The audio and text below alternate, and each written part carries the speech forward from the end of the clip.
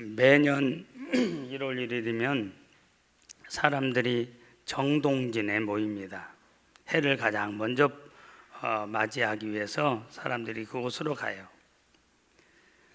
그런데 거기서 떠오르는 태양을 바라보면서 사람들이 뭔가 소원을 빌었다고 그럽니다.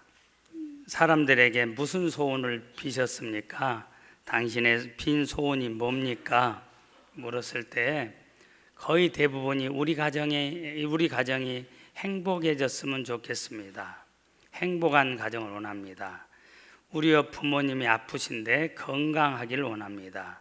우리 자녀가 대학 입시를 앞두고 있는데 합격하기를 원합니다. 우리 자녀가 직장에 좋은 직장 들어가기를 원합니다. 전부 가정과 관련한 그것을 더 추적해 보면 결국은 한 가지입니다. 행복. 그런데 여러분, 안타까운 것은 떠오르는 태양이 행복을 줄 수 있는 게 아니에요. 여러분, 그냥 사람이 필요로 해서 만들어 놓은 그 어떤 신이, 어떤 조각상이 그 앞에서 다들 이번에도 합장하고 예수 믿는다고 하는 사람들까지도 정치인들이 거기서 굽실거리는 모습을 보면서 저러니까 저 인생밖에 안 된다 하는 아픈 마음을 가지면서 제가 봤는데요, 그 앞에서 절한다고 들어줄 수 있다면 1000번이고 10,000번이고 해야죠. 그런데 공환 메아리, 목탁 소리일 뿐입니다. 들어줄 수가 없어요. 여러분, 교회에서 교인들의 신년 기도 제목을 분석해 보면 90% 이상이 가정의 문제로 하나님께 기도해요. 무슨 말이냐? 교회 안에 있는 분이나 밖에 있는 분이나 가정의 행복을 원하는 건 마찬가지인데 그 말을 뒤집는다면 가정에 그만큼 기도할 많은 제목들이 있다는 거예요. 가정에 문제가 많다는 겁니다. 여러분, 우리는 우리의 사업이 잘 되길 원해요. 우리의 직장이 잘 되길 원합니다. 그래서 기도하죠. 하나님의 은혜로 이 사업장이 복을 받길 원합니다. 쉽게 말하면 돈 많이 벌길 원합니다. 그리고 그렇게 하기 위해서 부단히 노력을 합니다. 근데 정작 가정에서 은혜 받는 일에 대해서는 소홀히 하는 것도 사실이에요. 그래서 여러분, 사업이 잘 되어서 성공하고 출세했음에도 불구하고 실제로는 불행한 사람들이 우리 주변에 참 많다는 겁니다. 믿음의 가정들마다 신앙의 대물림에 실패함으로 가정의 미전도 종족들이 늘어가고 있다고 하는 거예요. 우리가 선교의 열정을 가지고 열심히 해외로 갔습니다. 그것이 땅끝이라고 생각하고 너도 나도 선교사가 되겠다고 자원해서 갔어요. 물론 지금은 그 선교사 되려고 하는 사람도 많지 않습니다. 교단마다 1세대 선교사가 잘했는데 2세대, 3세대 선교사로 자원하는 사람들이 없어가지고 이 사업을 이렇게 잘 이루어놓은 사업을 어떻게 할 것인가, 이게 지금 교단들마다의 고민이에요. 학교에 신학생들만 없어지는 게 아니고 자연히 선교사님들조차도 지금 줄어들고 있다고 하는 거예요. 어찌됐든지 그러다 보니까 부지런히 나가서 전도를 했고 우리 교단도 해외에 많은 교회를 세웠어요. 개인이 네팔에 130개 이상을 세우신 분도 있어요.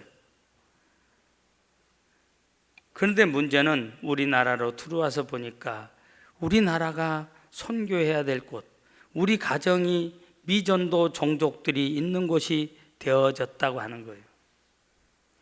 여러분, 부모님이 돌아가시고 나면 뭔 생각이 나요? 두 가지예요. 부모님한테 잘 못해드렸던 것만 생각이 나고, 또 하나는 우리 부모님이 키에 못이 박히도록 그때는 잔소리라고 들었어. 그게 살아가는 내내 생각이 나.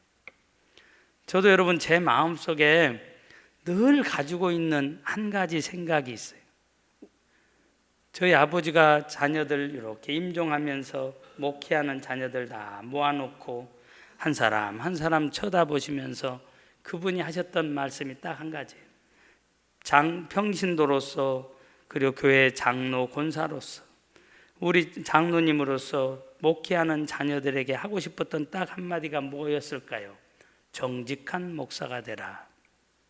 정직한 목사가 되라. 이것은 그분의 가슴 속에 묻어놓은 이야기를 자녀들에게 한 겁니다. 그것도 목회하는 자녀들에게. 평생 저는 그걸 가슴에 안고 있어요. 그때는 잔소리 같았는데 그 잔소리가 나를 여기까지 오도록 만든 거예요. 믿습니까? 여러분, 복음 전하는 일이 가장 기쁜 일이요. 그 자녀를 사랑하니까 그 좋은 말을 하는데 그때는 잔소리로 들었지만 여기에 성령이 역사하면, 그러죠? 하나님이 주신 이 말씀은 거기에 역사하게 돼 있어, 성령님이. 그러니까 여러분, 그가 잔소리로 듣는다도 아들아, 내가 너를 위해서 기도하고 있다. 네가 아무리 잘 나가도 네 인생에 예수님이 안 계시면 너는 모래 위에 집을 짓는 것이다. 네가 아무리 사업이 잘 되어도 예수님이 너와 함께하지 않으면 너는 지금 헛된 일에 바쁠 뿐이다. 그러니 너 예수 믿어야 된다. 너 나한테 효도하지 말란 말 아니다. 효도 잘해야 된다. 그런데 제일 큰 효도가 무엇인 줄 아니? 예수 믿는 것이다. 너 내가 살아있을 때 야긴과 보아스처럼 교회, 브리스길라와 아굴라스처럼 목회자를 돕고 교회의 든든한 기둥이 되어라. 그리고 내 그 자리를 네가 물려받아서, 그러니까 뒷자리에 앉으면 안 돼. 부모님들은 앞자리 항상 앉아서 그 자식이 부모님 돌아가시면 그 자리를 채울 수 있도록 자리까지도 대물림해 줄 수 있는, 기도의 자리도 대물림해 주고, 예배드리는 그 자리도 대물림해 주고, 교회 봉사하는 그 자리도 대물림해 주는 그런 가정이 돼야 된다고 하는 거예요. 여러분, 잔소리 같지만 성령이 역사하십니다. 그러니까 성경 말씀대로 순종해요. 따라서입니다. 말씀대로 순종해 버리자. 이걸 또 잔소리로 듣지 마시고, 믿습니까? 예수 믿으세요. 혹시 예수 믿으십니까? 자, 혹시 예수 믿으십니? 여기는 하는데 저기는 왜 안 해요? 입 없어요? 혹시 예수 믿으십니? 복장 터져. 혹시 예수 믿으십니? 아이, 크게 좀 해요, 다 같이. 혹시 예수 믿으십니? 예. 어머머머머, 사모님 참 복스럽게 생기셨네요. 나이를 드셔도 얼마나 아름다우신지 나도 사모님처럼 그렇게 되고 싶네요. 혹시 예수 믿으십니? 여러분, 칭찬은 고래도 춤춘다는 책 읽어보셨잖아요. 예? 말을 알아듣는 내 자식도 훈련하기 힘든데 어떻게 말을 못 알아듣는 저 동물 고래가 어떻게 저렇게 조련사에 의해서 저렇게 아름다운 연기를 할 수 있을까? 말 알아먹는 내 자식도 안 되는데 못 알아먹는 저 고래를 어떻게 저렇게 조련을 할 수 있을까? 그게 궁금했다는 거 아니에요? 비결이 하나였어요. 칭찬이었어요. 칭찬. 고래가 한 가지 잘하는 것 특징이 발견될 때마다 조련사가 칭찬해주면 먹이를 주는 거예요. 잘했다고. 그러다 보니까 사람도 할 수 없는 그런 고개를 하는 거예요. 여러분, 우리 주변에 복음 전하는 거 쉬워요. 상대를 칭찬해 주는 것. 사람마다, 여러분, 내가 사랑의 안경을 쓰면 다 사랑스러워 보여. 내가 미움의 안경을 쓰면 전부 미워 보여. 내가 장점의 안경을 쓰면 사람의 장점만 보여. 단점은 볼 필요 없어. 장점을 칭찬해 주는 거예요. 눈이 큰 사람에게는 크다고 칭찬해 주고, 눈이 아이사도 단추구멍만 한 사람에게는 얼굴에 참 배치를 잘했다고, 어쩌면 그 눈이 그렇게 사람에게 매력을 주는지 칭찬을 해주면 사람은 기분이 좋아. 그때 혹시 예수 믿으십니? 가. 영적인 주소를 확인하고. 안 믿어요. 그래도 믿으셔야 됩니다. 제가 기도하겠습니다. 사랑하는 여러분, 우리가 알아야 될 것이 있어요. 그런데 참된 행복이 어디에 있습니까? 이 세상입니까? 아니라고 하는 거예요. 복의 근원은 하나님이십니다. 하나님이 주시는 복이야말로 우리에게 참 행복과 만족을 주실 수가 있어요. 여기 본문에 하나님이 주신 복을 받아 복의 근원이 된 사람이 있어요. 누구요? 아브라함이에요. 다 압니다. 그와 그의 가정이 복받은 비결이 무엇입니까? 그것은 딱 하나였어요. 그게 뭔지 아세요? 가는 곳마다 단을 쌓았다. 가정 예배 드렸다는 거예요. 매일 드렸느냐, 일주일에 한 번 드렸느냐, 이것을 떠나서 그는 예배 중심의 삶, 예배자였다고 하는 거. 그리고 실질적으로 예배를 드렸어요. 저는 여러분들에게 감히 도전하고 싶어요. 일주일에 한 번은 가정 예배 드리세요. 여러분, 네론모아라고 하는 분이 이렇게 말을 했어요. 가정 예배를 드리지 않으면 지붕이 없는 집과 같다. 아무리 좋은 자재 기술로 지어졌더라도, 아무리 호화롭고 아름다울지라도 가정 재단을 쌓지 않는 가정은 지붕 없는 집이다. 사랑하는 여러분, 우리는 내일 일을 알 수가 없어요. 그러나 우리의 가정 예배를 드리면, 다시 말하면 예배 중심의 사람이 되면 내일 일을 알 수 없는 우리 인생길을 하나님이 친히 인도해 주십니다. 믿습니까? 인도하신다는 것은 앞서서 가주신다는 거예요. 우리는 한 치 앞을 알 수가 없어요. 그러나 주님이 앞장서 주시면, 신앙생활은 앞장서신 주님을 따라만 가면 되는 거예요. 주님이 앞장서 주시면 우리는 실족하지 않습니다. 사람마다 소원이 있습니다. 그것이 하나씩 이루어질 때 우리는 행복감을 느낀다고 그러죠. 가정의 소원도 마찬가지예요. 전보다 적은 것이지만 하나하나 이루어질 때 재미가 있고 행복이 있는 것이에요. 여러분, 롯의 시작은 성공 같았고 아름다워 보였어요. 그러나 마지막은 망하게 되고 빈털터리가 되었습니다. 롯은 아브라함과 헤어지기 전에는 하나님께 단을 쌓았어요.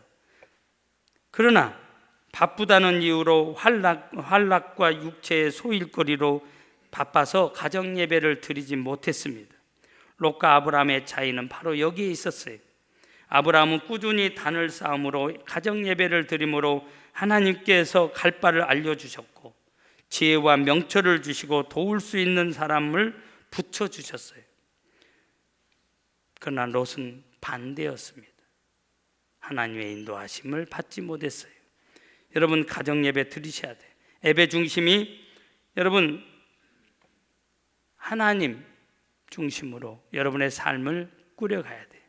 여러분, 예배 중심의 사람이 되시길 바랍니다. 왜 가정 예배를 드려야 되느냐? 하나님이 주시는 선물이 있기 때문에. 어떤 선물? 베네핏이라고도 하죠. 하나 되게 해주시는 선물이에요. 사람의 마음의 행복은 그 마음의 평안이에요. 한 가정의 행복은 그 가정의 식구들이 비록 기름진 음식, 좋은 옷은 못 입었을지라도 가정이 하나 되면 평안해요. 제가 전도했던 한 친구, 지금 목사님이 되셨는데, 이 친구가 늘 우리 집에 왔어요. 저는 이유를 몰랐어요. 근데 우리 집에를 늘 와요. 학교 끝나도 오고, 학교 갈 때도 오고, 그리고 끝나면은 저하고 같이 있고, 집에서 밥 먹고 아들처럼 그렇게 자랐어요. 나중에 이 친구가 저한테 한 말이, 나는 니네 집에 오면 너무 좋아. 너무 좋아. 잘 먹어서 좋은 게 아니에요. 화목한 가정, 하나 되는 가정. 저는 어렸을 때 집에서 부모님이 다투는 걸 본 적이 없어요. 우리 아버지는 우리 어머니 일할 수 있도록, 하나님 일할 수 있도록 적극적으로 지원해 줬어요. 부인을 믿었어. 그리고 그 좋은 분위기, 그러니까 저도 목회도 저는 목회를 화목하게 하는 거예요. 화목하게, 평안하게. 갈등이 있으면 서로 불편해. 지옥과 같은 것은 행복하지 않아. 일을 아무리 잘해도 그 교회가 행복하지 않으면 안 돼. 그래서 저는 시간이 더디 걸려도 의논하고, 시간이 더디 걸려도 내가 참고 더 설명하고, 예? 그래서 적은 목소리까지도 듣고, 아, 저 사람 입장에서는 그렇겠다. 그래서 그걸 설명도 하고, 때로는 선배로 가르치기도 하고, 그러면서 하나가 되도록. 여기에 줄 세우기 하면 줄 세우기 하는 순간부터 저는 반쪽 지도자, 꼴목 대장일 뿐이요. 그러나 이 사람도 아우르고 저 사람도 아우르고 함께 가면 더디 가지만 멀리 갈 수가 있어. 믿습니까? 화목해야 돼. 가정이 하나가 되어지는 거예요. 여러분, 식당에 메뉴는 따로 국밥이 있어도 우리 가정은 따로 국밥이 있으면 안 돼. 적어도 한 자리에 모일 수 있는 시간이 있었으면 좋겠어요. 우리 바쁘다 보니까 돈 번다 보니까 속았어. 우리는 따로 국밥이 되었어. 함께 할 수 있는 시간이 없었어. 여러분, 그렇게 해서 돈 버셨어요? 그렇게 바쁘셨는데 여러분, 헛된 일에 바쁘시지 않으셨어요? 정말 하나님이 주인이신 그 가정, 하나님 중심으로 하나님께 예배할 때 하나님이 그 가정을 어떻게 보시겠어요? 제일 기뻐하시는 거예요. 하나님은 지금도 예배자를 찾고 계셔. 하나님 앞 인간 피조물인 인간이 하나님께 드릴 수 있는 최고의 행위가 예배예요. 그리고 여러분, 오늘 이 예배만 중요한 게 아니에요. 교회에서 드리는 공예배, 이 공적인 예배, 이거는 공동체가 하는 약속이고 여기에 어노인팅이 있어. 기름 부음이 있는 거예요. 하나님의 기름 부음이 있는 거예요. 예배를 소홀히 하면 안 돼요. 그러니까 여러분, 새벽부터 하나님께서 우리에게 168시간이라고 하는 일주일을 주셨어요. 참고로 귤도 168개가 제일 맛있어. 귤 한 박스에 168개짜리. 여러분, 이 168시간 중에서 하나님 앞에 드리는 13번, 14번의 시간을 못 지키면 안 돼요. 옆 사람 보세요. 못 지키면 안 돼. 다시 마주 보세요. 뭐가 중요한데? 마주 보시고 뭐가 중요한데? 나를 쳐다보지 마시고 옆 사람 보시고 뭐가 중요한데? 예배 드리는 게 중요해요. 예배 드리는 거. 새벽에도 나오세요. 이제 여러분, 제가 돌아왔어요.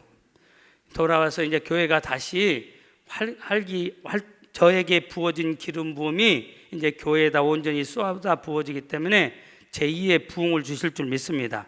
지금 보니까 60%도 회복이 안 됐어요. 코로나 전에 2부 예배 시간이.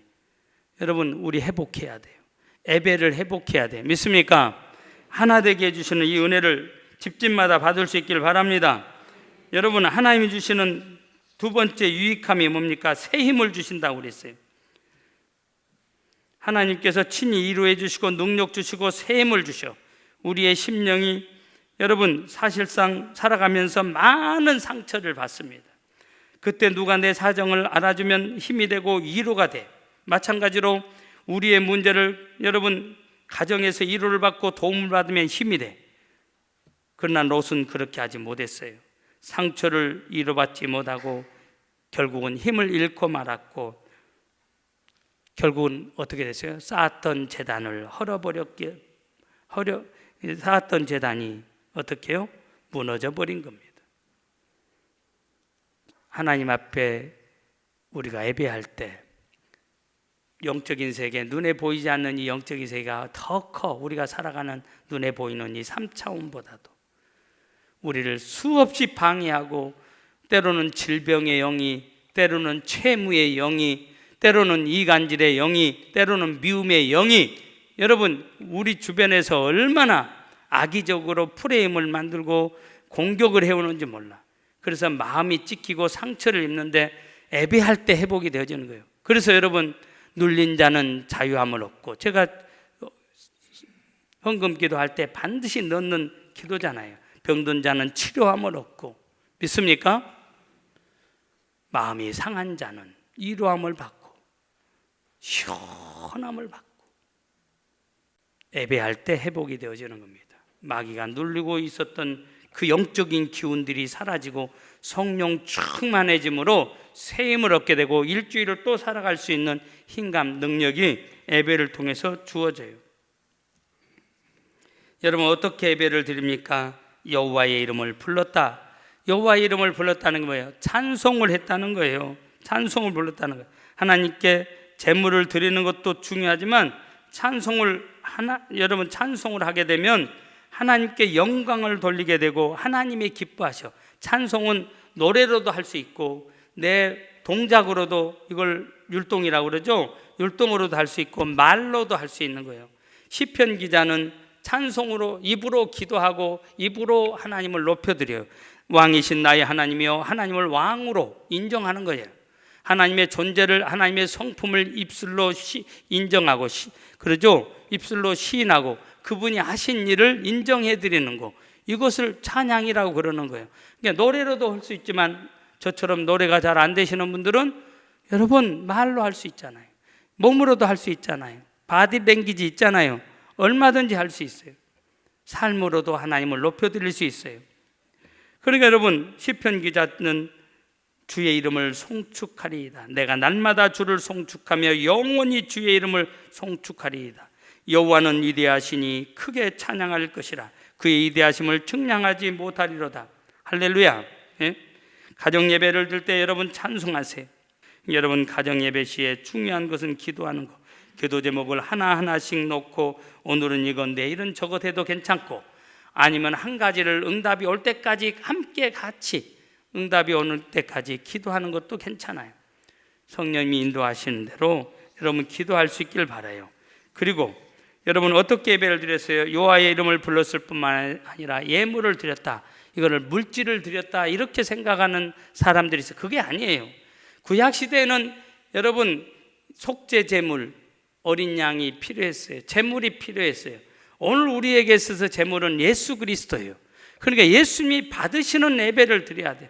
예수님 중심의 예배 믿습니까? 예수님이 없는 그 예배, 세상적인 모임이 되면 안 된다는 거예요. 주님이 예배에 여러분 중심이 되셔야 돼요. 주님을 예배의 중심으로, 그러죠. 주님이 함께 하시는 예배를 드리면 첫째는 그 예배에는 기쁨이 있어요. 두 번째는 그 예배에는 주님을 만나기 때문에 기쁨만 있는 게 아니고 변화가 있어요. 삭개오가 변화되었던 것처럼 여러분 변화가 있어요. 또 오늘 그곳에는 기적이 나타나요. 주님이 함께 하심으로 병든 자가 치료가 되어져요. 믿습니까? 네 번째는 말씀이 재미있고 자꾸 먹고 싶어져. 말씀이 수면제가 아니에요. 이런 놀라운 은혜가 있게 되어집니다. 여러분 예배를 보지만 마시고, 다시 말하면 구경꾼 되지 마시고 예배를 드리시길 바라요. 예수님을 만나시길 바라요. 예수님이 가정에 임하게 되면 손가락질 받던 삭개오의 집에도 기쁨이 있게 되었고, 초상난 집, 죽은 나사렛의 집도 생기를 얻게 되었어요. 오늘 주님이 여러분들 가정에 함께하기를 원합니다.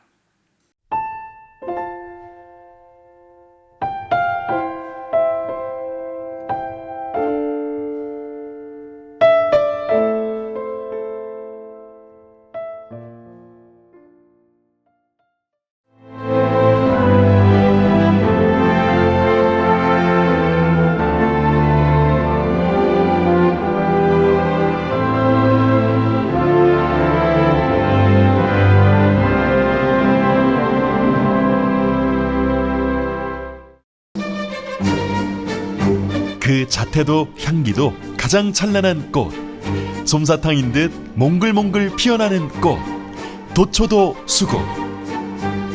백나무 십리길 따라 환상의 정원으로 들어오세요. 뿌리 내린 땅의 기운 따라 향기도 꽃색도 달라지는 꽃. 6월 도초도는 여름꽃 천사만송이 수국. 섬 수국축제, 천사섬 신안.